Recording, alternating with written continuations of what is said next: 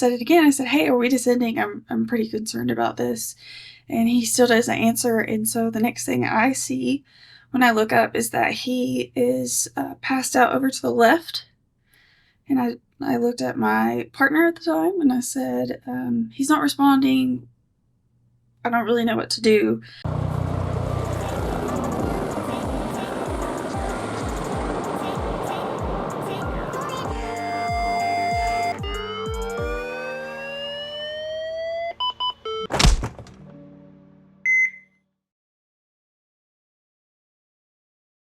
You're flying out of the 179 now. Is that the base with the 135? It is, yeah. And so, what's it like going from a Bell 206 to an EC 135? It's definitely something to get used to, but I really enjoy it because I have a lot more room to do patient care and just move around. So I really enjoy the 135. You know, you've been at Air Evac for how many years have you been there now? In late September, it will be 2 years. 2 years. And so Alaina is a flight nurse from, is it Mount Vernon? Is that kind of or is that just where the base was? So the base that I'm at is in London, Kentucky. And then London, Kentucky. Yeah, so that's where we're based out of at the airport. Sure. And so give me a little bit about your background. How'd you get into being a nurse?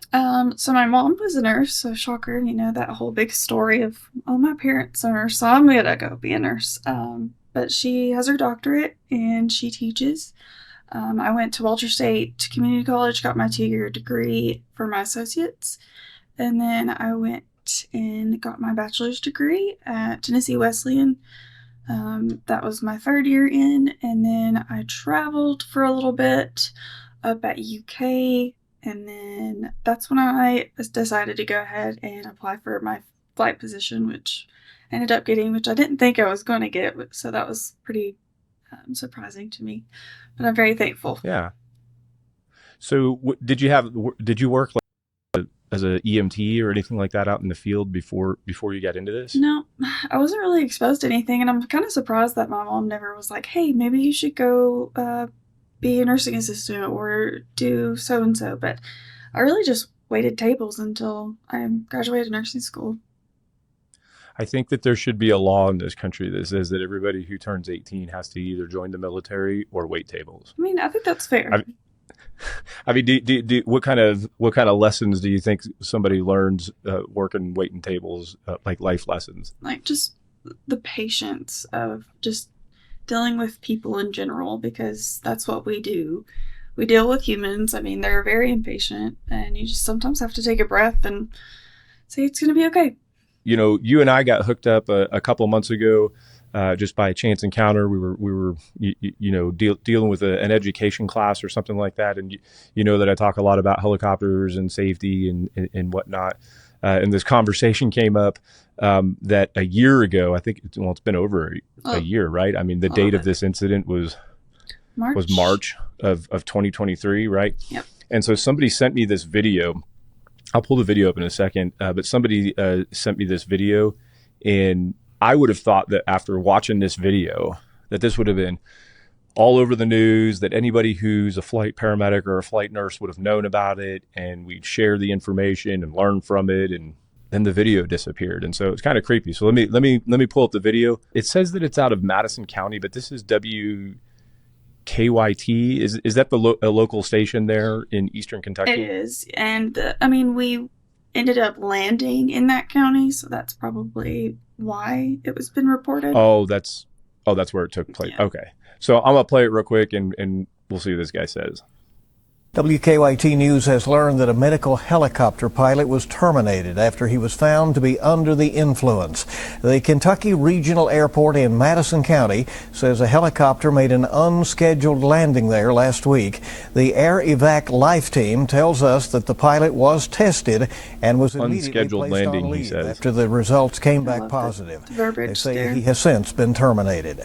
Yep. So that's the video, and I watched that, and somebody sent me that in April of last year, and I watched it and I was like, holy cow, that's terrible. Like this dude's got to be in jail or something like that. And they sent me the actual video, right? It wasn't a web link they must have screenshotted it, or maybe I don't know if this video comes off of their cell phone or something like that. Yeah. But I couldn't find the story anywhere. Like the story was absolutely gone. And so, the reason you're here is you were the flight nurse on this aircraft, right? It was, yeah. And so when was the first time you saw this video? If I remember correctly, I want to say maybe a few days after the incident. It was sent to me by a peer, so I thought it was pretty interesting that was on there and nobody had like spoken about it or said anything or said, "Hey, this is out there. Just letting you know." You didn't see this on TV. You didn't see a news story or anything like that. So we'll come back to this. Let's set the stage a little bit. The date's March 21st, I believe, 2023. And tell us what your day is like and kind of set the stage of showing up to work and how this story unfolded. Yeah, so let's set the scene back. I just started this job. I'm brand new to aviation. This is actually 6 months in for me. A normal day, going in, checking off the aircraft, doing everything that we're normally supposed to do. We actually had an engagement, a base engagement meeting that day. We were going over things that should be charted, just general education days. So most of our higher ups were there. So we ended up doing that. I was on standby just in case that we did get a flight. So me and my partner were available even though we were in this class. Everything was as normal, nothing crazy, nothing out of the norm. It's all fairly chill. So around 10:30, we ended up getting this IFT just from our local hospital. And the fog was finally trying to burn off, so it looked like we could probably take it. So we ended up taking the flight. We did all of our checkoffs, got all of our equipment, and then we all went out to the aircraft, all secured in just like normal, and then we pivoted over to the hospital helipad. And at this point, I was a little concerned. Even though I'm 6 months in, the pilot on the H, where the helipad is, he didn't land directly on the H. He kind of landed towards the left of it, and I talked to my partner. I was like, "Don't you think that's a little weird?" And he said, "Yeah, pilots mess up sometimes." And I'm like, "Oh, okay, cool." And this is just to clarify. Would you say IFT? That's an interfacility transfer, right? Yes. So you're taking them from one hospital to the other. Are you guys based at a hospital or based at an airport? They technically are based at the hospital, but it's not connected. They have their own little area. Is it Baptist Health? Yeah. Corbin. And so I like to share that because it's that's a common thing when people talk about that H. And so this is the hospital, right? Is this the main pad over here? Yep, that's it. But you guys are housed somewhere else on this campus somewhere? Up to your northwest is where they're housed. Oh, probably over here? Yeah, with that. Oh, so there's a little pad right there too. Yeah, that's where they're at. Oh, okay. So when you say, and there's the fuel station, right? Mm-hmm. So when you say the H you're talking about, are you talking about this one right here or the one over here? The one over at the hospital. I mean, so he landed here, and so you'd normally want to land in the middle of that thing, right? And you're saying he landed more to the right lower corner, like over here. Yep, that's where he landed. And that's not normal. This pad isn't big enough to like. I know some pads people might do something like that, maybe to make room for another helicopter, but this is a one helicopter pad. Right. Yeah. I see. Okay, and so you guys are planning to pick up a patient here from Baptist Health Corbin, and take them to where? Yep. To Lexington? Yep, it was to U.K. Chandler. Is that up in Lexington? Yep, it's the University of Way Kentucky. Up here? Mm-hmm. Okay, so you guys are basically walking out of the base. You're going to go over, pick up a patient here at Baptist Health, and fly them up here into the big city of Lexington for some reason or another. Correct. Okay. All right, got it. So carry on. He doesn't land on the H. That looks weird. Yeah, so we ended up continuing into the hospital. We got report from our patient and continued out to the helicopter to where we safely secured her in and made sure that everything was okay with her. We let our pilot know, hey, we're ready to go. We did our walk arounds just like normal. He was alert, awake, just like normal. Nothing super concerning at this point. So my partner stood out while we started, and I was with the patient, just making sure everything was okay. And so we started up, we lifted, and we didn't get very far off the ground until I noticed that I felt like we were descending pretty rapidly. So then, of course, I voiced myself and I said, hey, are we descending at a specific rate? Are we descending at all? And there was no answer from the pilot. So I looked at my, How far away from the hospital have you gotten? we literally just lifted up and then maybe a mile and a half. Okay. So we're within like 30 seconds of leaving the hospital. Yeah, this didn't Got take it. very Okay. long. Yep. Okay, go ahead. So I looked at my partner and I said, hey, do you feel like we're descending? They looked out the window. They also tried to conversate with the pilot, and he was not able to respond to us at this time. So I got a little concerned, I feel like, as anybody would have. So I kind of was able, on a 206, I'm sitting behind the pilot. So therefore, I was trying to see if I could see if he was working on the instruments or if he was just busy, or maybe we were isolated, something of that nature. But none of those, all those checked off, and those were all clear. So when I said it again, I said, hey, are we descending? I'm pretty concerned about this. And he still doesn't answer. And so the next thing I see when I look up is that he is passed out over to the left. And I looked at my partner at the time and I said, he's not responding. I don't really know what to do. So with my company that I work for, it's called a 51% rule. And that means that anybody a part of the flight crew can decide to decline a flight or abort the flight at any point in time. So before, during, after, it doesn't matter. So therefore, at that point, that's when I felt in my gut that there was something wrong and that we needed to get on the ground safely. And so my partner was like, off comms, he said, do you want to try to land in a field or an airport, something with multiple resources, or do you just want to be on the ground safely? And I said, at this point, because he's not answering, I want to try to just get on the ground safely, if at all possible.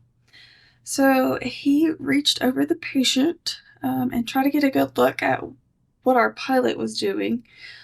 So he touched him, said, hey, are you okay? What's going on?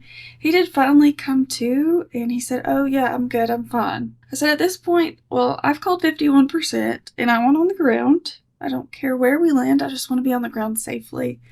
And he kind of got a little annoyed by that. He was like, really? We're almost there. And we weren't almost there. We literally just left the sending hospital. So at this time, me and my partner are kind of talking off comms, trying to make a plan as to what we're going to do. And so we decided that my partner was going to say, hey, let's go ahead and find an airport that we can land at. That way it has multiple resources and it's not as dangerous if we landed just in a regular field somewhere. So that's okay. So at this point, we are going over London, Kentucky, which they do have an airport. So we all decided that, hey, let's go ahead and land at this airport, and then we'll just abort the flight and we'll send the patient off with another crew. Well, we were flying over London and he did not descend or act like he was going to land. So our next option was to go to Richmond Airport and land there. And then on that particular day, it was a gorgeous day, beautiful, everybody's flying. A flight program school is up there, so everyone's out about flying around.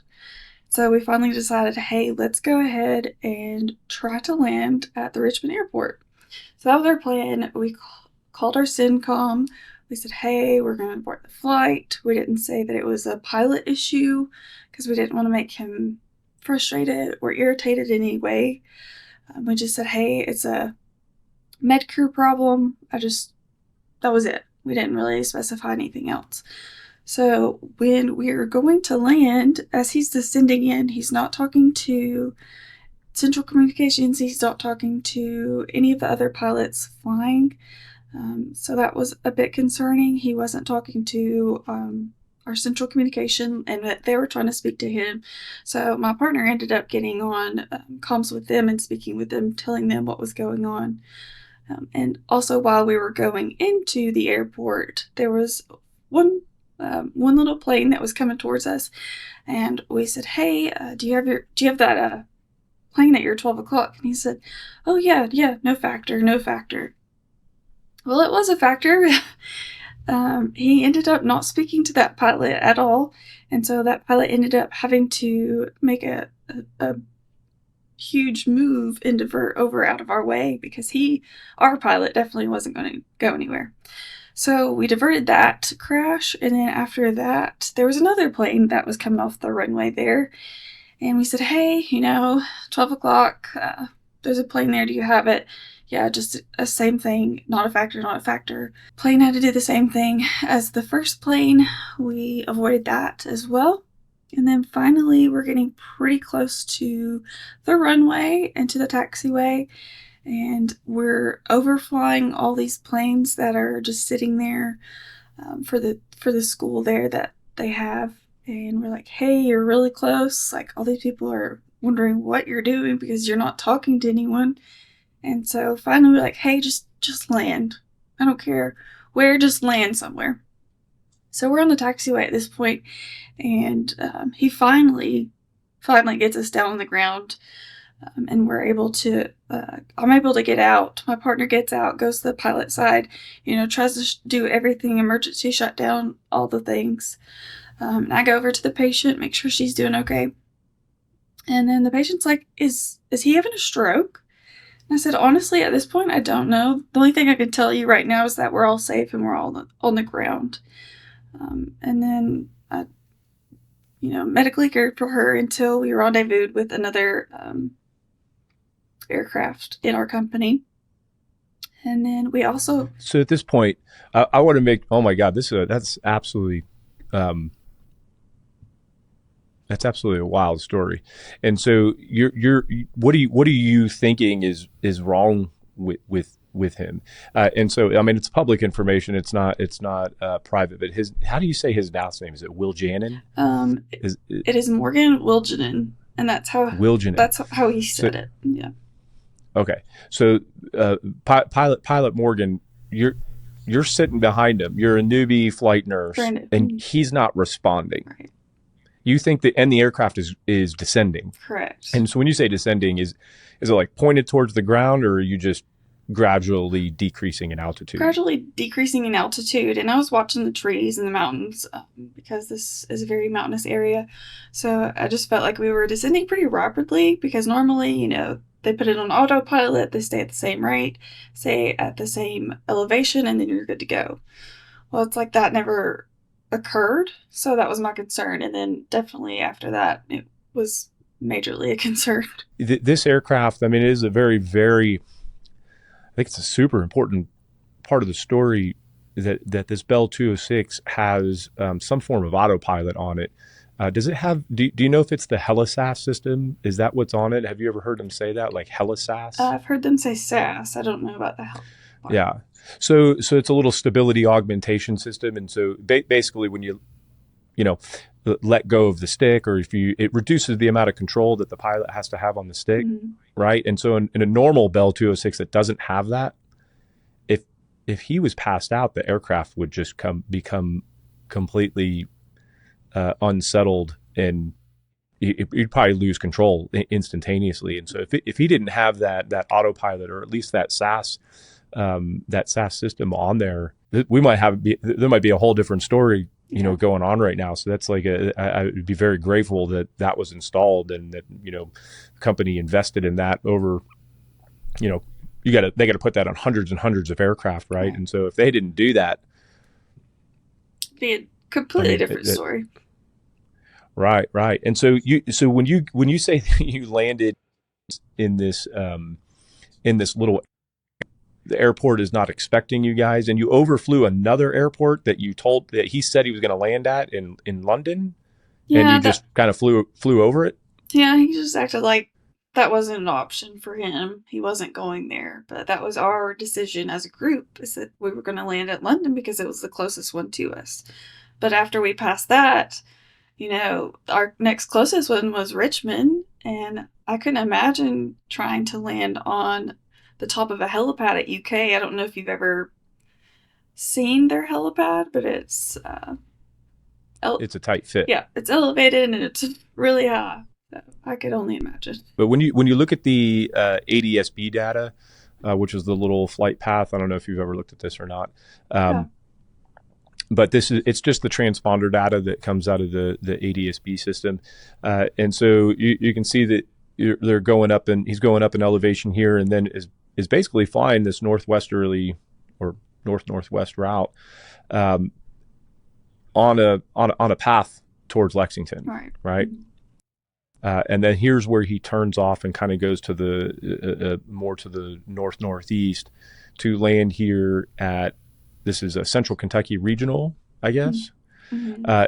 And does this airport have a tower? Was there, or is it kind of just radio traffic only? I believe it's just radio traffic, but I could be wrong. Okay, and then so this is the Google Maps of the airport. It's a single runway. Mm-hmm. I don't think there's a tower there, but there's plenty of places here. Yeah. To land. Probably over in these areas, right? There's a rotor wing right there, and another one down here. Where on here does he land? Does he land on this taxiway somewhere? He lands. So if you zoom in to where you were, mm-hmm. Where the red dot is, the location dot. Yep. So yep, right where mm-hmm. your mouse is, around there. Okay. And so what is the reaction from the? There's a school of planes there that are on the ground. What's their reaction to this helicopter that is kind of landing unannounced, as the reporter said? So my partner ended up trying to speak with them after we got everything kind of settled down. He went over and spoke with them about what was going on. I mean, we couldn't say anything other than we weren't really sure. We had to abort the flight. There was something wrong medically, possibly with our pilot, and so we couldn't help what was going on. And we apologized immensely and let them know, hey, if you want to talk to anybody, here's our PD number, here's our regional PD number, things of that nature. That way they can get that all settled out. But I mean, everyone was pissed pretty much. They're like, what in the world's going on? Because, I mean, you have a pilot coming in and nobody's speaking to him, or he's not speaking to anybody else, just doing his own thing.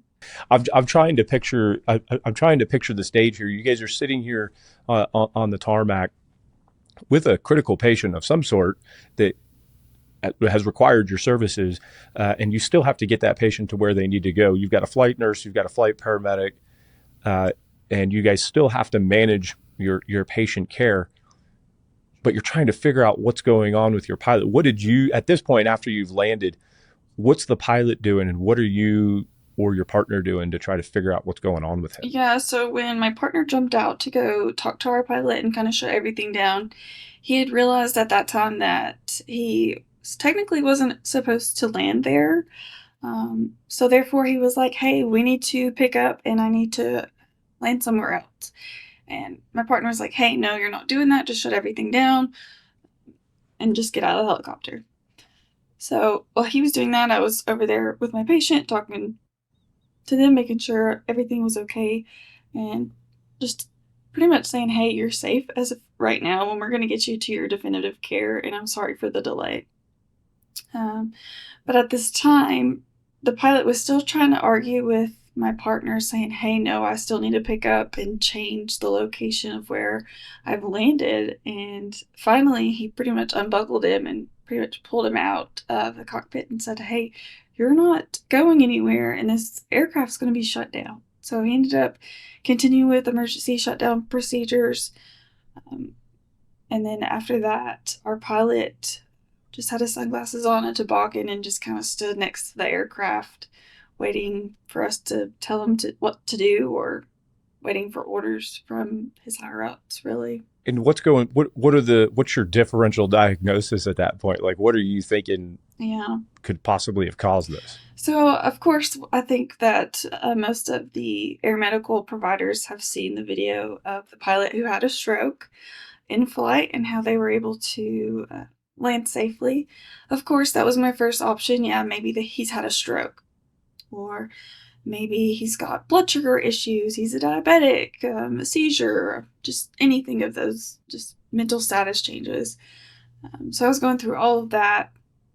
And then as soon as we landed, it wasn't my first clinical diagnosis personally, but it was definitely in the back of my mind. Well, he could be drunk, possibly. Who knows? So after we got our patient offloaded and rendezvoused with the other aircraft, I spoke with our pilot and I said, hey, do you care if I take your vitals and just do a quick neuro assessment, check your blood sugar, and do all the things? And he's like, yeah, absolutely, that's fine. So blood sugar was normal, vitals were normal, his heart rate was a little high, sure. And then he was a little hypertensive, nothing crazy. His EKG looked fine, his neural deficits were 0. I mean, he was completely at his baseline other than this intermittent syncopal episodes that he was having.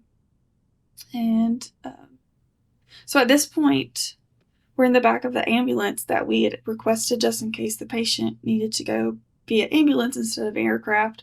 So we did have that on standby, which was very helpful. It was just him and I in the back of the ambulance. And after I did the whole medical diagnosis and clearing everything, nothing crazy was found.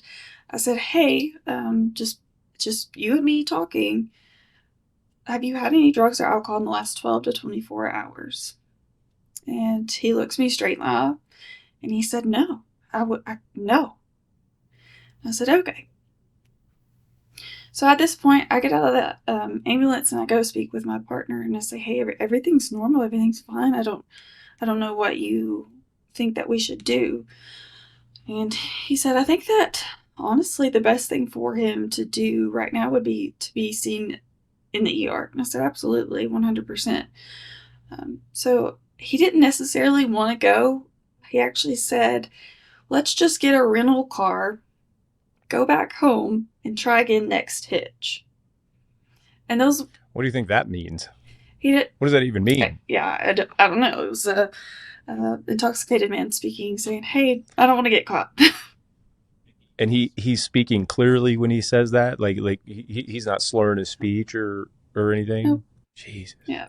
And so that ambulance was there to help transfer the patient, or it was there for him? So it was on standby initially for the patient, but since we were able to rendezvous with another aircraft, the patient went on the aircraft, and we were able to use the ambulance on scene for our pilot instead.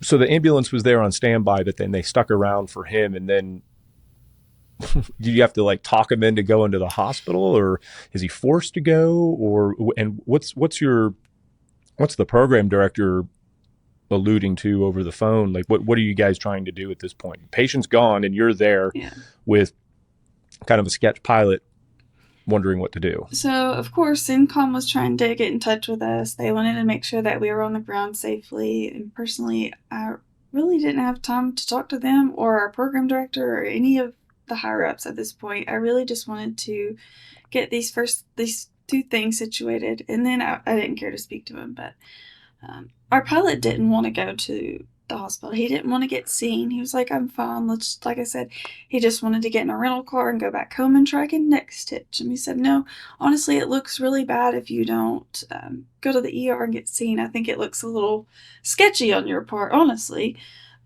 And he said, yeah, I guess I could see that. And he still really didn't want to go. And so my partner and I decided that, hey, you have sinus tachycardia. It's something really crazy. Like, you really need to watch out for this. It can cause a heart attack or stroke. We were just coaxing him into saying yes, pretty much. So you're reverse psychologying. Is that a verb? You're reverse psychologying him. Yeah, pretty much. To get him to. Yeah, and so, go ahead. So he finally decides, yes, he'll go. So therefore, we didn't have any care in we didn't have any part in his care. We just drove in with the ambulance crew that was taking care of him. We ended up at the hospital. Obviously the MD wanted to know, hey, what's going on? Like, this is really strange. I said, yeah, it's just a mental status workup. So do with that what you will. We told him that our mend was negative, our blood sugar was fine, his vitals were fine. I mean, everything checked out. So at that point, my partner and I just kind of sat outside for a little bit, decompressing, trying to figure out, everything that we've been through in the last 15 minutes or so. And then finally talked to all these people that are blowing our phones up. I'm trying to just imagine what that's like, because you have another provider that's coming to this. You got a ground paramedic and probably an EMT partner, and they're probably, but you guys are in the ambulance with them, Right? but you're not managing the care. It's the ground ambulance, and that ground paramedic's got to be like, what's going on here? Yeah. So I'm not really sure what the paramedics' thoughts were, but I mean, it looked bad. For me, if I was looking out or in on as an outsider, it looked weird. It looked strange. Like there's something going on here. If everything's Yeah. negative, like come on. And this hospital that he gets transported to is probably another regular place that you guys go to pick up patients. Like you've been there before. Do you have like a relationship with those people? Like they know who you guys are?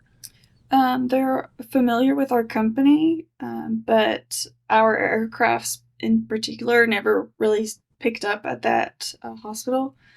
So Okay. we pretty much strangers coming into this. So Sure.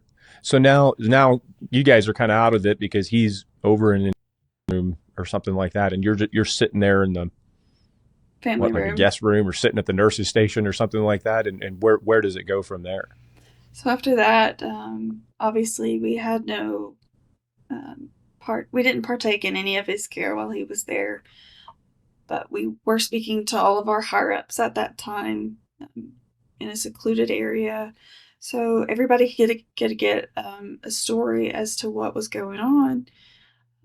And to me, that just felt like a lot. It was a lot to be asked of, just simply because I hadn't truly um, went through the emotions or went through the process of, hey, you almost died, but all these people want to know what's going on. So at that point, it was just, I really broke down and just started crying um, because I was having so many emotions: anger, sadness. I was scared, I was confused, I was worried, and I wasn't able to express those within, that time frame. So I really had to sit on it and think about it for a while. So you're saying that you feel like there wasn't a whole lot of how are you, and it Right. was more of please give us the details of what occurred. Yep, pretty much. Nobody was like, well, I'm glad you're okay. The emotional roller coaster of the last 20 minutes has got to be something that most people probably have never experienced. So then what? So now how far is Richmond, or how far is this hospital from your base? I mean, you don't have a ride back, No. right? Your helicopter's sitting out on the tarmac. Yeah. You guys don't have a ride back. How do you guys get back? How long do you stay at the hospital? So we had two nurses that were working at our base that were coming up to get us. And then our PD was following up to get the pilot, hopefully after he was discharged, if that be the result. So we ended up waiting on them. And it was about an hour and a half or so of just waiting for them. So, I mean, me and my partner were able to just kind of decompress with one another and said, hey, I think we did really good at this. I don't know why we didn't catch this earlier, so on and so forth. Whatever the workup was, I have plenty of FOIA documents, information stuff that were sent to me by the FAA, and then several other sources as well. And the FAA guidelines, or I shouldn't say guidelines, the CFR, the rule with the law, the federal law with the blood alcohol content is 0.04, right? So normally when we drive a car, it's 0.08, but in an aircraft it's 0.04, and there's some other There's some other restrictions that kind of go with that too, like how long ago you could have consumed your last alcoholic beverage or whatever. Right. But the number is 0.04. And the information I have says that his blood alcohol content there in the hospital was over 0.30. Whenever you first might have heard that or found that out, what does that do to your emotions that you were just talking about with your emotional roller coaster, to find out that there's nothing clinically wrong with him, that this is a substance abuse thing? My first emotion was just anger because, I mean, we've had conversations together. We've eaten together. We've had dinner together, and we've spoken about, hey, this is my family. This is what I do when we're off. I'm into this, and these are my children, and this is what I do, yada, yada, yada. So it felt like he just broke a promise that he even said at one point he would never put anybody's lives in danger no matter what. And it's just sad to see that he not only didn't care for himself, but he didn't care for other people as well. And that just truly shows a character flaw to me.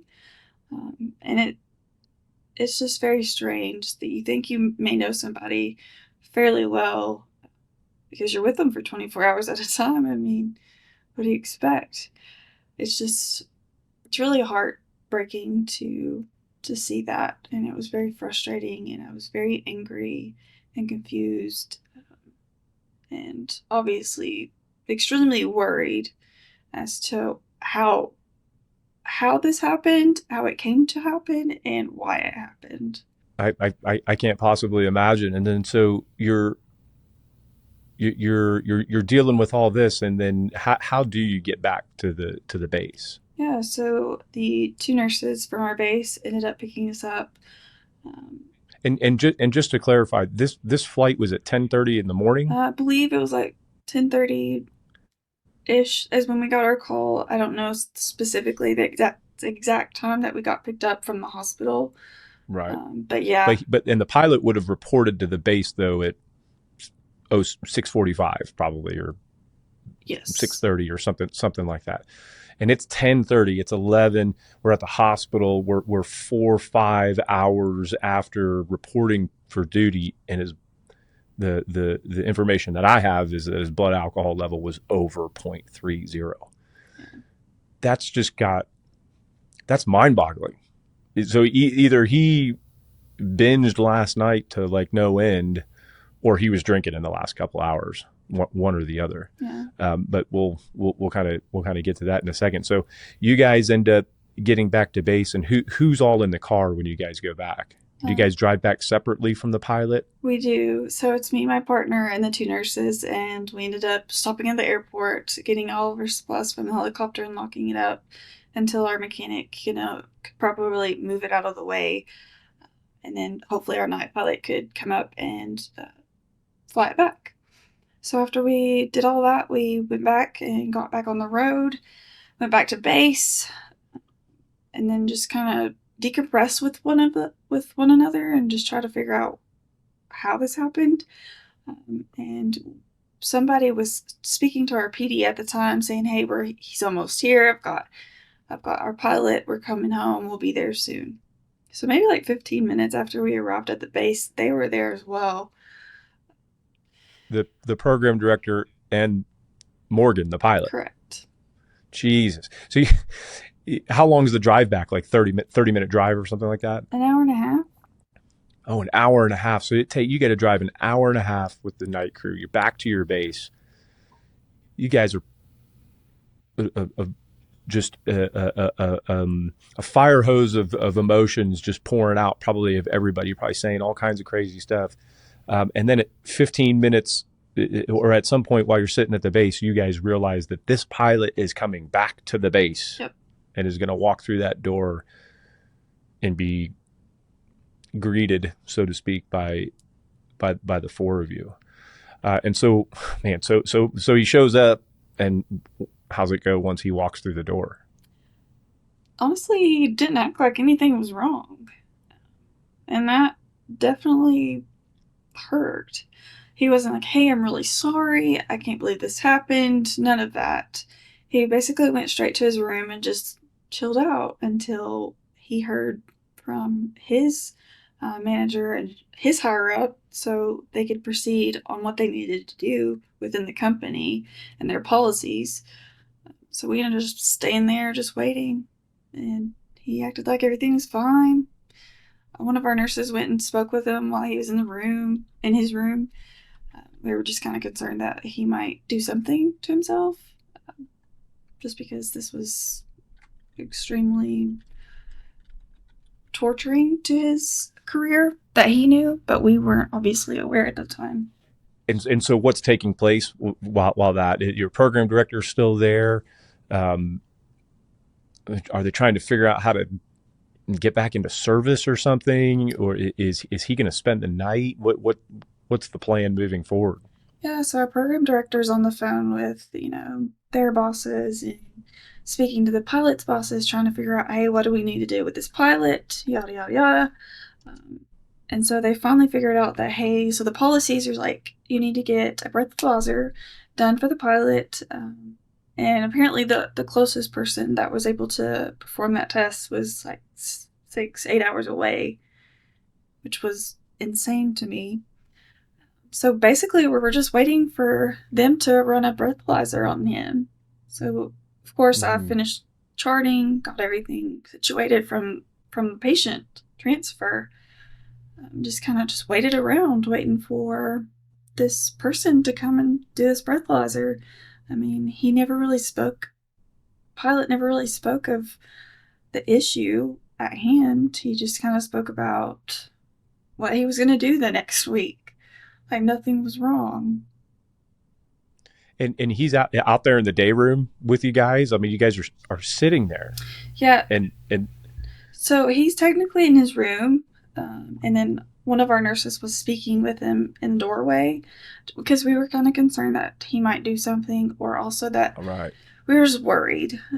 We just didn't want him to be alone at the time. And so me and my partner were sitting in the office, just speaking, just waiting, just hanging out, waiting to see if there were any more things that we needed to do on our side. But other than that, it was just a lot of hours of waiting until he was able to get this testing done. You're waiting. Every Part 135 operator has to have some type of drug and alcohol plan or testing or whatever. I'm not going to pretend to be any type of expert on that, but whoever that person is, I mean, Air Evac's a huge company, right? They're in 30 states or something like that. They've got 150 helicopters. I don't know if those are the right numbers, but they're all over the place. And so whoever their drug person is that would follow the plan that they have with the FAA is way up in Ohio or something like that. And you guys have to wait for this person to drive all the way down to your base to do what? To do a breathalyzer test, to assess him? What is it that this person's going to do? They were just told to do a breathalyzer. That was it. And she did apparently that she did the first one when she arrived, and she was kind of shocked. She told our program director, hey, the results came back a little high, so we're going to do another one just to make sure that it's done correctly. And I was like, why do you need another one? The first one told you exactly. I'm sure you're competent in your job. I don't think you need to do a second one just to, make yourself feel better, I guess. This is Air Evac's document. It's a couple things are redacted here, but as this actually falls under Part 120 of the federal code, and so this test was administered that day on March 21st, so sometime in the evening, I guess, right? Yeah. And it's because of reasonable suspicion. So there's different ways that they can do a drug test, if you're trying to get hired random or if you're returning to duty for something like that. Yeah. But this is reasonable suspicion. And really all that gets documented is that the alcohol concentration was 0.04 or higher. And I don't think that it's documented anywhere else in the FAA stuff, or I'm sorry, within the Air Evac stuff of what that number actually is. Mm-hmm. And it looks like it was signed the next day and then was emailed off to the FAA. And so this form is completed there. The breathalyzer is done. The blood alcohol comes back at above. So you're saying they took an initial blood test, initial breathalyzer test, and that number was high, and so they were somehow unsatisfied with that they wanted to do another one? Yeah, that's what I was told from our program director. I mean, we were waiting in the office, and it was just like, they're doing another one, because it's like, this took forever. It took like 45 minutes to do this. So the first one was 45 minutes approximately, and the second one was like an hour. So I was just like, what is taking so long to do this? And why is the first one not good enough? You know? Yeah, and so then this information goes to the FAA. Looks like it was probably emailed to them pretty quickly, and so this is part of the FAA's case, case file on Morgan, and it says that they received the information the next day. So, second, that the blood alcohol or that the breathalyzer test was 0.04 or higher, and was after being conducted by Air Evac.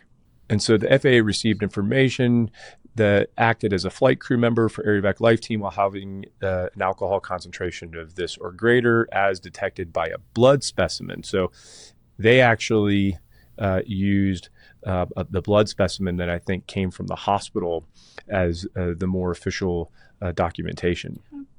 And so they sent a letter of investigation to Morgan a couple days later, I believe. So says it was delivered on March 24th, and it says 7 days later that he has to respond to that. All right, and so they send a letter, and he has to respond to that. And so it says the FAA received an email back that says that Morgan wants to settle the case. And then it says, therefore, the investigating office concluded in its investigation and forwarded the matter to the appropriate enforcement team for processing. And then I think what ended up happening was this was the emergency order of revocation, which I can't imagine as a pilot. So this was a couple months later. So right, the incident was March 21st. Yeah. He got the letter a couple days later. He's decided to settle with the FAA, not fight it, basically saying, I admit to the FAA. I mean, how do you fight that, right? And so then about 6 weeks later, the FAA sends this letter to Morgan saying that an emergency exists related to safety in air commerce and that immediate action is required to revoke any certificate issued under 14 CFR Part 61 and any unexpired medical certificates that you might hold. And the reasons are because you are a commercial pilot, and that you have some airman medical certificates that were issued, and you were employed with Air Evac Lifeteam.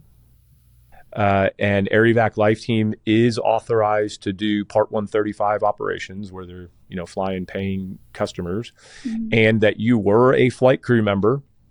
And so you are subject to alcohol testing under this right here, and that you reported for duty as you were supposed to, and then under this reasonable suspicion, you received a test result showing an alcohol concentration of 0.04 or greater, and that this is prohibited. And then as you go down below, this has got to just be terrible. So because of the items that I just read above, effective immediately, your pilot and any other certificate is hereby revoked, and you must immediately surrender the certificates by mail or delivery. You actually have to send it to this litigation attorney. That's got to be absolutely terrible. I'm sure You work your whole life for something, and then you get this letter saying you're done. And so it certainly looks like the FAA kind of quickly followed through from a regulatory standpoint, but what happened after at the base after this second confirmation breathalyzer test comes back at higher than 0.04? What happens now? So our program director was getting in touch with his manager, his higher up, and they stated that he could stay at the base for the night. Or actually, I'm sorry, no, that's incorrect.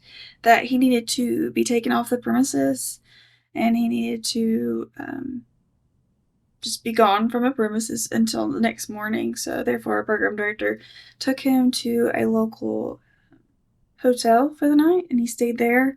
And then he picked him back up in the morning, and he was told that, hey, you're fired for reasonable causes. And so he packed his stuff and he left, and that was it.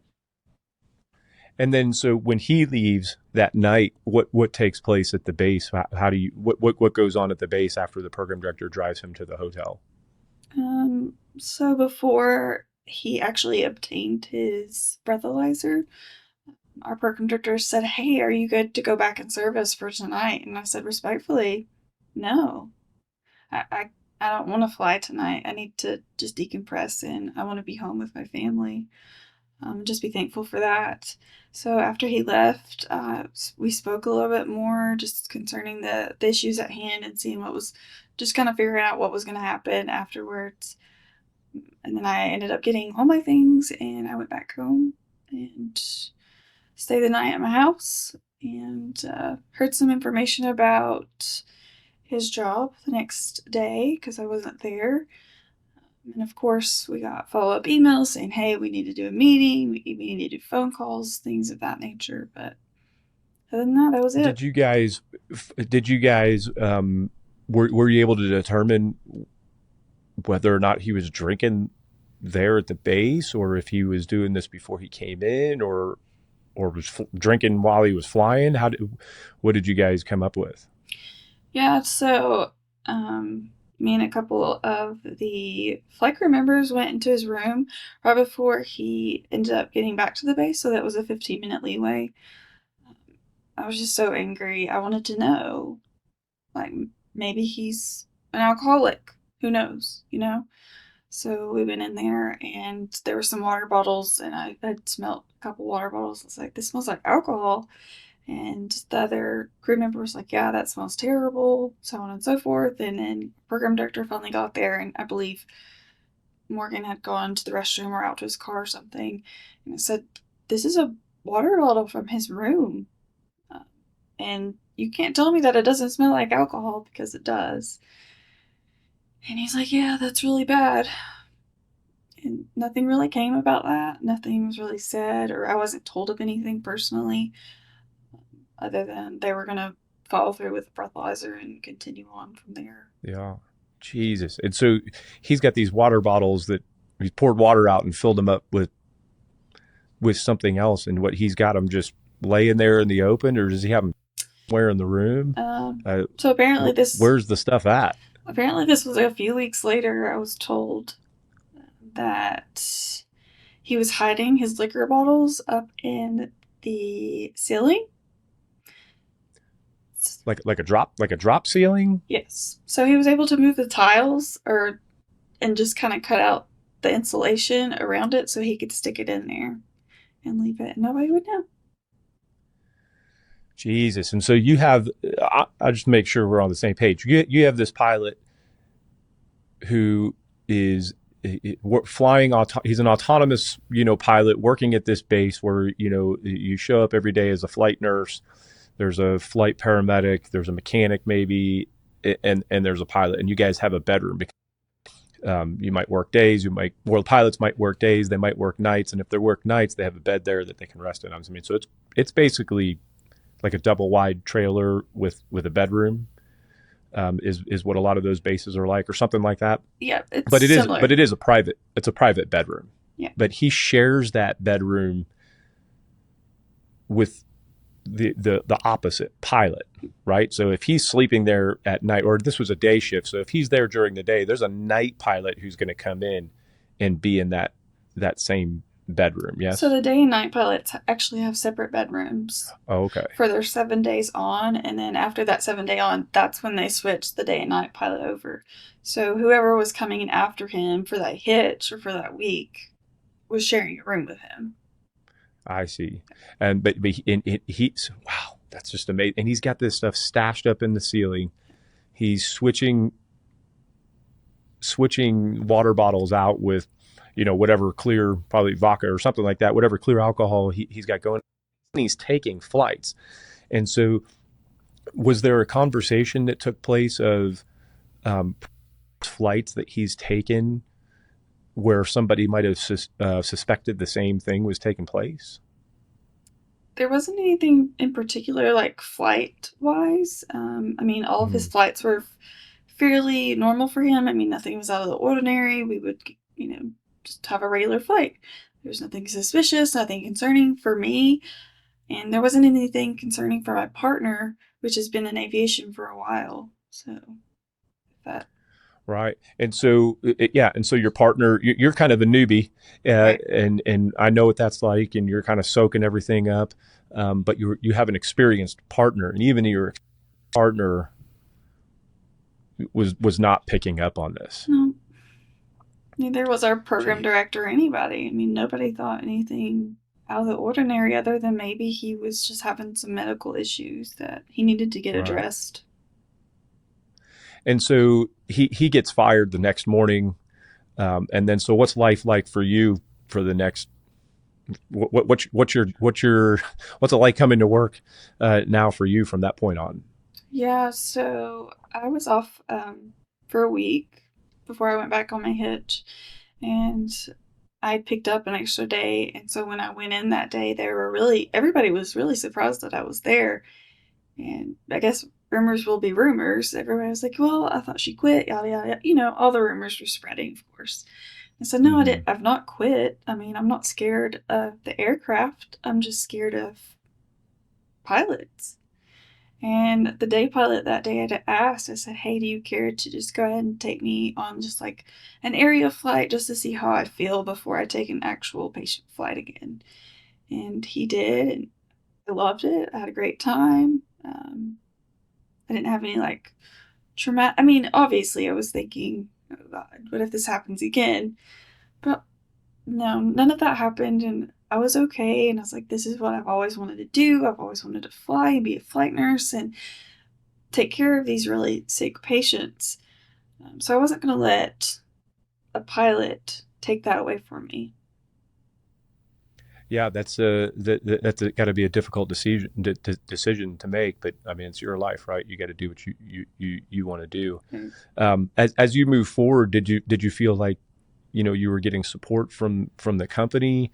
Was this shared with like the other bases and stuff like that? Do you know, in terms of like, hey guys, this happened. This is an incident. Here's what we can learn from it. Yeah, that You guys was, got to be on the lookout. Did any of that kind of stuff occur? I believe there was an email that came out about concerning issues with drugs and alcohol concerning pilots or just like med crew in general, but nothing specific was like, "Hey, this base is such and such pilots been doing this," but none of that was really like, I guess, forecasted for everybody. It was just an overall general system saying, "Hey, we need to be on the lookout and we need to make aware of anybody that's suspicious of alcohol or drugs, and we need to report them as such," but nothing else. I see. So they sent out like an email or something, but the email didn't reference No, this incident. It not just the it was it. incident, not the I incident see. specifically. And so, was there anything about the incident that they were trying to keep quiet or didn't want people to know about? Did you feel like that was happening at all, or was it kind of just like a regular, I don't know, incident that might have taken place? My personal feelings, I mean, yeah, I felt like they were trying to hide something, but the information from the company itself, I don't have that information on how they felt Yeah. about it. So. Well, I find it interesting, like what we started with that video of the news station that WKYT that clearly reported that this incident occurred, Mm. but that news story was gone, and it disappeared. Did you guys talk about that? Did you guys also recognize that, like, why isn't this on the news, or where did that story go? Did you guys talk about that? Yeah, my partner and I spoke about on it, and we just felt like we needed this story to be seen and heard, not just for our medical company, but for all of aviation and all medical crews. Hey, this is happening, and it is also very important that people address it as such, and that way it doesn't happen again. But my personal opinion, it just felt like some things were just swept under a rug and just said, hey, don't just forget about this that ever happened, but it's a very traumatic experience. Just forget about it, though, okay? Yeah, I mean, it's got to be you're for being able to pull through it, and I'm glad that you did. Okay, and so then once it got transferred from the FAA would have had, this is a federal crime, right? So the FAA would have had to transfer this over to the Department of, I don't know if it was through the Department of Transportation. I know that that's listed right here, but I believe it was the Department of Justice that had to bring charges, and so it was publicized just in this little investigation report here on the DOT's website that says that he was charged with operating the aircraft while under the influence of alcohol. That the United States Attorney for Eastern Kentucky did file information charging Morgan Wilginen with unlawful operating of an air common carrier while under the influence of alcohol, and that on March 21st, the date that the story you just told, under the influence of alcohol while piloting Air Evac 79, an air ambulance helicopter operated by Air Evac out of Corbin, Kentucky, up to Richmond. And so things moved pretty quickly because this was when he was charged, or at least this was when it was public that he was charged. Yeah. And then just a month later, he just straight up pleaded guilty. And he went to district court, pleaded guilty.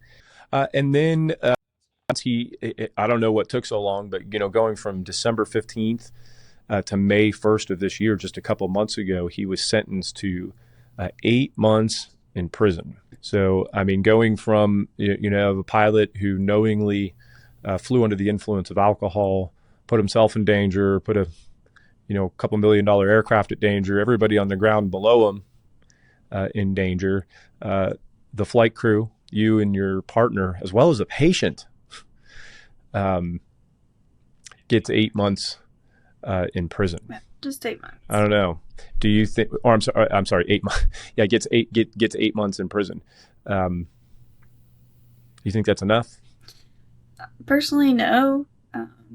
But I was there for his sentencing trial on around May or April, I believe, whenever we went to court. The judge for his case actually stated that there had never been any case like this before, or never been tried through federally. So it was basically that they were making a precedent for these types of cases if they ever happened again in the future. Even though if you drive under the influence of a regular common carrier of a vehicle, when someone pulls you over, the police pulls you over, they do a breathalyzer, guess what? You're going straight to jail. But that never happened with him. I mean, he just got to go to prison for 8 months, and then he's on probation ever since after that, I'm sure. But that's just insane to me that you can put all these people in danger thousands of feet in the sky, and you're just like, no, it's okay. Right. And I think the patient feels the same way, because I pulled up a complaint that was filed publicly from her, Mm-hmm. and not coming from you, but obviously this is public information. She filed a lawsuit, and so lawsuit against Air Evac as well as Morgan Wilginen, the pilot. And so, in her complaint, she kind of just outlines all of this, basically the story that you just said. Mm-hmm. And I think the thing that's really, really interesting is, I don't remember which one of these, but she had the best view. And if you haven't sat in a Bell 206 before, somebody who might be watching this interview, the patient, especially if they're sitting up a little bit, is kind of like right next to the pilot. right? Especially the lower half of their body. I mean, the pilot can be flying the aircraft and literally reach over and, touch the patient's leg. And so she would have, you know, she would have seen all of this occur.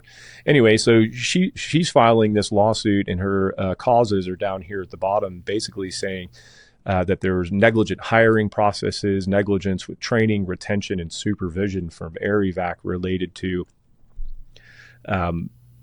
letting Morgan be a pilot in the first place. Yeah. And putting her in danger. So this doesn't have anything to do.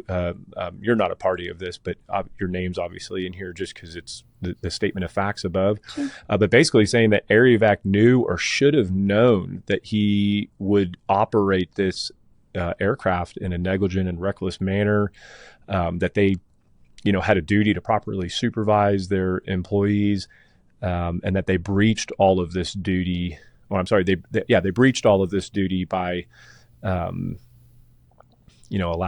him to fly, and that they, in a sense, were negligent. I don't know. I don't know. I'm not a legal expert, so I don't know if that holds any water, or if there's any merit to that, or what the damages are. Right, when you sue somebody for negligence, it's just like suing, a nurse who could get sued, or a physician. There kind of has to be damages. And I suppose that her damages are kind of maybe just the pain and suffering that she had to go through in dealing with this. So it's got to be a lot different coming from her point of view. I'm sure. Absolutely. I could only imagine being in her position. I mean, kind of if you think about it, you work there. It's your job. And if you're on like an airline, well, you bought a ticket and like you chose to get on that aircraft, and most of the patients are kind of just going with what we tell them is kind of the best thing, right? Like, hey, you're really, really sick or something like that, and or a lot of times it's just implied, right? And they don't even know because maybe they're unconscious or something like that, and then they're put in this position. So, I mean, that's an absolute wild story, and I appreciate sharing it. Why do you think that it's so important to share that story? Simply because as a brand new nurse coming into the flight world, they were preaching about safety, and I understand that safety is very important. However, alcoholism is important, drug abuse is important, and these things need to be taken seriously when they are brought up in different bases, or just the situation in general. It needs to come out as a whole. Honesty is the best policy, they say. So why not just go ahead and say, hey, this is what happened and this is what we need to do next time for it not to occur. And so it's really important for me and other people. I mean, I've made friends in this company. I don't want to see them get hurt in any sorts of way, especially in that situation. I mean, they didn't do anything wrong, so you're just kind of stuck on the bottom of the totem pole. You're the one caught in it. Yeah, I think that's a good point when you talk about other people who are new, maybe at different agencies or different flight services. I won't say any names because it was given to me in confidentiality, but I'll tell you, about 6 weeks ago, I was sitting at or whatever it was, whatever the date was of the College World Series. I was over at the College Softball World Series here in Oklahoma City, and got a very in-depth email from a flight crew member in a very similar situation to yours, but this person caught it on the ground while the pilot was doing the pre-check. Mm-hmm. And make a long story short, this flight crew member seemed to be retaliated against. Yeah. For bringing up his suspicion. And so for any flight crew members that are listening or watching, this story that you're telling is important because it's real. It does happen. It does happen. It does happen.